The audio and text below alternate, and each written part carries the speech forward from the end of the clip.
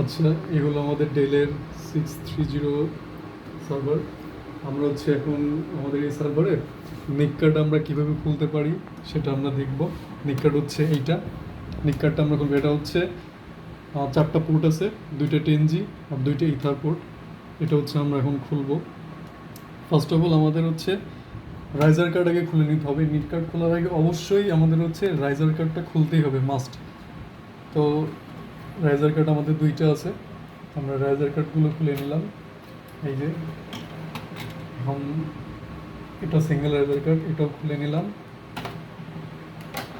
এখন আমরা আমাদের নিক কার্ডটা খুলতে পারি। নিক কার্ড খোলার জন্য আমার একটা স্ক্রুড্রাইভার লাগবে। স্ক্রুড্রাইভার দিয়ে আমরা এটা লক করা আছে, খুলে নিব। খোলার পরে এটা আমাদের এই 2টা ধরে টান দিতে হবে। টান দিলে এটা সুন্দর করে খুলে উঠে আসবে। তো এই আমাদের নিক কার্ড, যার 2টা 10G পোর্ট আর 2টা ইথার পোর্ট।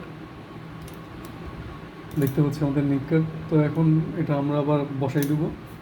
এটা বসানোর জন্য ফার্স্টে আমাদের এই যে নিক কার্ডের যে পয়েন্ট, মেন মাথা, এটা আমাদের পয়েন্ট টু পয়েন্ট বসাতে হবে। এই যে পয়েন্ট টু পয়েন্ট বসাই দিলাম। বসানোর পরে এখানে অবশ্যই আমাদের চাপ দিতে হবে, এখানে প্রেস দিতে হবে। এই যে প্রেস দিলে একটা ক্লিক করে একটা সাউন্ড হবে, এটা হয়ে গেছে। এখন আমাদের এটা লাগাই দিতে হবে। নিক কার্ড আমরা লাগাই দিলাম, আমাদের নিক কার্ড হয়ে গেল। নিক কার্ড লাগানোর পরে অবশ্যই আমাদের রাইজার কার্ডগুলো বসাই ফেলতে হবে। এই যে আমি রাইজার কার্ডগুলো বসাই দিলাম। রাইজার কার্ড বসানোর সময় অবশ্যই খুবই সাবধানতা অবলম্বন করতে হবে, না হলে ভেঙে যেতে পারে। বসাই দিছি।